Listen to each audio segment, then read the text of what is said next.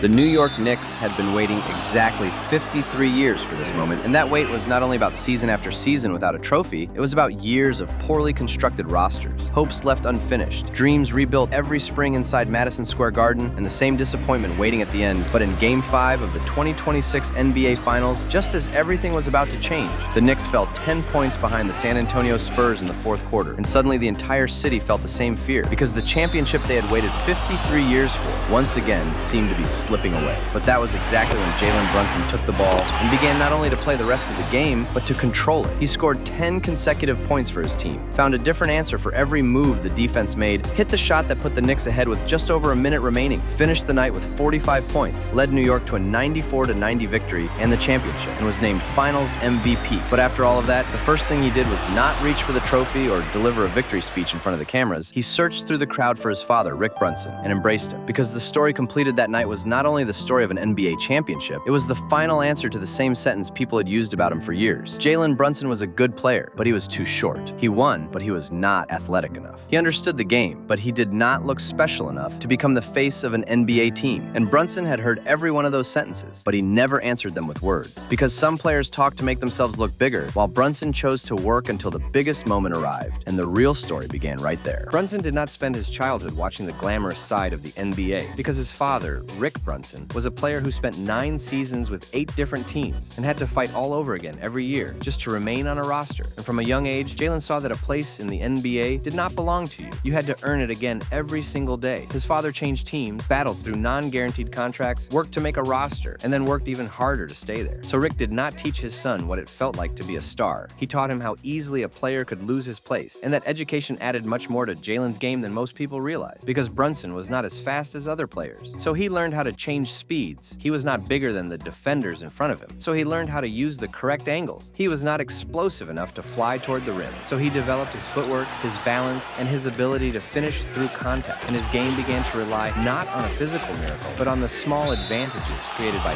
thousands of repetitions. A shoulder fake, a brief pause, a hesitation that forced the defender to shift his weight onto the wrong foot, the correct angle on the way to the basket, and the ability to remain calm while everyone else accelerated. Those were Brunson's real weapons. And while people thought he was slow, he was actually learning exactly when his opponent would speed up. He became one of the most successful young players in the country during high school, but the doubts surrounding him never disappeared, because when the basketball world tries to predict the future, it falls in love with height, long arms, explosive verticals, and possibilities that have not yet become reality. While Brunson did not offer the kind of physical appearance that made people dream about what he might become, he simply kept winning. And that was why, when he went to Villanova, he chose to play the right way, rather than constantly trying to prove himself. Inside the system built by Josh Hart, Mikal Bridges, Dante DiVincenzo, and Jay Wright, he learned to share the ball, help his teammates on defense, and recognize what the team needed before thinking about his own statistics. And when Villanova defeated North Carolina with a last-second three-pointer to win the championship in 2016, Brunson was only a freshman, but that night he learned what it felt like to win on the biggest stage. And 2 years later, he returned to the final as one of the team's leaders, and as Villanova won another NCAA championship in 2018, Brunson was named the best college basketball player in the country. He won 2 championships, proved his basketball intelligence, demonstrated his leadership, and accomplished almost everything college basketball had asked him. But when the NBA draft arrived, 32 players were still selected before him, because some were taller, some were faster, some were younger, and the imagined futures of others appeared more exciting than everything Brunson had already accomplished in reality. When the Dallas Mavericks selected him with the 33rd pick, the basketball world had once again repeated the same sentence. He was a good player, but he was not special enough to become a star. And Brunson's NBA career became a battle to erase that word, but once and for all. When he arrived in Dallas, Luka Doncic stood at the center of the story, because Luka had been viewed as the future of the franchise from his very first day, controlling the ball and running the game with extraordinary ease. While Brunson, for the first time in his career, watched someone else and genuinely questioned whether he was good enough, because the player who had spent his entire life winning, leading, and making the correct decisions was now watching another young star make the game look effortless. But that doubt did not stop him. Instead, it became the beginning of a new period of work. He learned how to play without the ball, come off the bench, operate as a secondary playmaker, take responsibility when Luka was not on the floor, and wait for his turn. He was rarely discussed during his early years, but he grew a little more every season. His minutes increased, his role expanded. And during the 2022 playoffs, while Luka Doncic was injured, Brunson scored 41 points against Utah and kept Dallas's season alive. The Mavericks advanced all the way to the Western Conference Finals, and Brunson had now shown that he could carry a team in the biggest games. But in the eyes of Dallas, Luka was still the true owner of the team, and no matter how much Brunson developed, he would remain the second name in someone else's story. So when the New York Knicks offered him a 4-year, $104 million contract in the summer of 2022, many people believed it was too much because Brunson was a good point guard, but he did not look like the kind of star who could make New York important again. Yet, that was exactly what everyone had missed. New York did not need another player who looked like a star. It needed a leader who did not run from the biggest moments. The Knicks gave him something he had never completely possessed in Dallas: the ball, the responsibility, and the right to determine the direction of the team, and Brunson began repaying that trust from his very first season because he did more than score. He demanded the ball late in games, refused to run from the pressure of Madison Square Garden, and learned how to remain calm inside all the noise of New York. And he quickly discovered that there was no such thing as an ordinary basketball game in this city. Every victory created enormous hope, every defeat became a crisis, and one bad night from a player was debated by the entire city the next morning. But Brunson did not try to silence that noise. He learned how to play inside it, and while people had spent years discussing his lack of speed, his ability to slow down while everyone else rushed during the final minutes of games turned him into one of the most dangerous players in the league. Defenders accelerated, the arena rose to its feet, the game tightened while Brunson waited until he found the correct move: one turn, a brief pause, contact with the shoulder, and then a pull-up from the mid-range.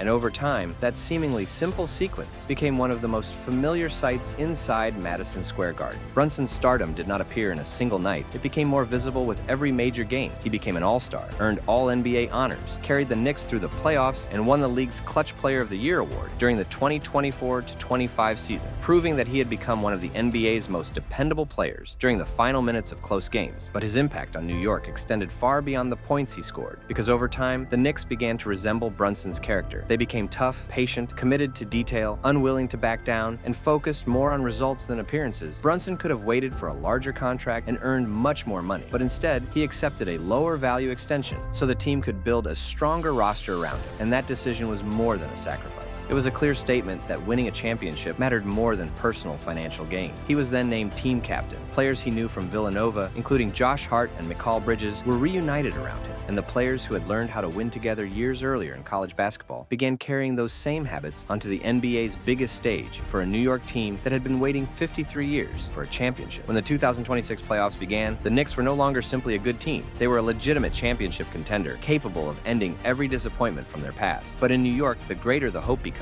the heavier the burden grows. And when the team reached the finals, waiting for them were Victor Wembanyama, who was viewed as the future of basketball, and the San Antonio Spurs. And even the visual contrast of the matchup told the story of Brunson's entire career. On one side stood the 7'4" Wembanyama, with his long arms, extraordinary mobility, and physical gifts that made him appear designed for the future. While on the other side stood Brunson, a player who had not even been selected in the first round, who measured roughly 6'2", and who did not appear exceptionally fast or explosive. And if a future basketball superstar had been designed inside a laboratory, the results certainly would not have looked like Jalen Brunson. But NBA Finals are not won inside laboratories. They are won in the biggest moments, and whenever those moments arrived, Brunson felt at home. Throughout the series, the Spurs defended him with different players, played physically, reduced his space, and made every shot difficult. Brunson was inefficient at times and missed a large number of attempts, but his value had never been measured only by how many shots he made. The real difference was whether he still wanted the next shot after missing the previous one. The Knicks won the first 2 games. The Spurs responded in Game 3, and when New York fell 29 points behind in Game 4, they faced a deficit larger than any team in NBA Finals history had ever overcome to win. But the Knicks refused to surrender because the character of the team had begun to resemble the character of its captain. Brunson and his teammates fought their way back into the game, completed one of the greatest comebacks in NBA Finals history, and took a 3-1 lead in the series, leaving them only one victory away from ending a 53-year wait. But in Game 5, the Spurs entered the fourth quarter with more energy, built a 10-point lead with fewer than 8 minutes remaining, and once again the championship appeared to be slipping away from New York. But that was exactly when Brunson took the ball, and every moment he had experienced throughout his career seemed to combine inside the same possession. The endless training sessions with his father, the championship games at Villanova, the nights in Dallas when he doubted himself. The final possession possessions in New York when the ball had been placed in his hands, and every but people had repeated about him for years.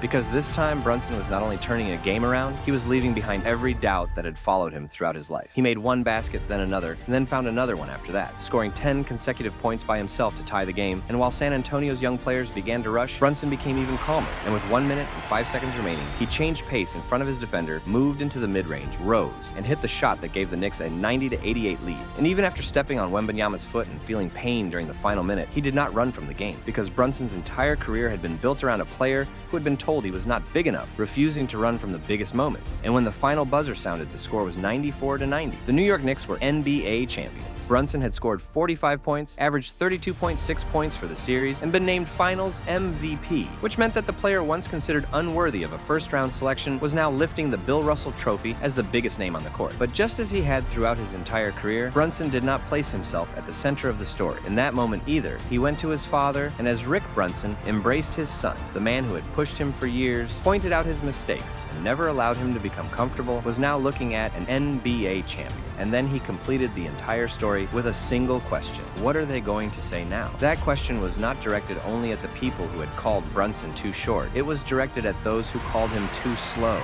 those who believed he lacked athleticism, those who made him wait until the second round, those who believed he could only become a useful supporting player beside Luka Doncic, those who said New York had paid him too much, and everyone who claimed he could never become the best player on a championship team. Because Brunson could have answered them much earlier. He could have spoken when he won 2 NCAA championships, when he was named the best college basketball player in the country, when he scored 41 points in the playoffs, when he earned his first All-Star selection, or when he became Clutch Player of the Year. But he waited, because some answers are not spoken. Some appear on a scoreboard, some are raised into the rafters of Madison Square Garden, and some are celebrated in the streets of a city that had been waiting 53 years. As the NBA continues trying to measure the future, it will still look at height, speed, vertical leap, and young players who appear physically perfect. Players taller, faster, and more athletic than Brunson will continue to be selected. But Jalen Brunson's story will remind the basketball world of the things it cannot measure, because patience does not appear in draft testing. Discipline is not written beside a player's height. The ability to remain calm under pressure cannot fit inside an athletic measurement, and the size of someone's heart does not appear on any statistical chart. Jalen Brunson was considered too small for the NBA, but in the end, he proved that he was big enough to carry the weight of New York's 53-year wait.